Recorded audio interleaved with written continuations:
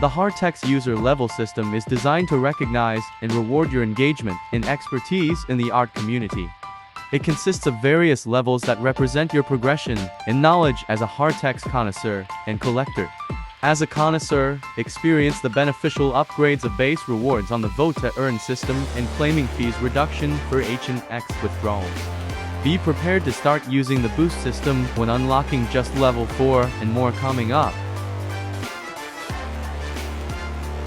To start leveling up, go to your profile page and tap on the Level Up button next to the Connoisseur level display area. Check out the privileges you get for leveling up and press the button on the right or at the bottom of the page to level up and confirm payment to finish.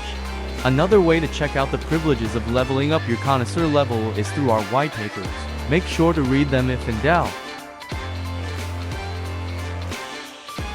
As a collector, unlock the privilege of being able to make your networking experience easier with messaging, commenting, and personalization privileges.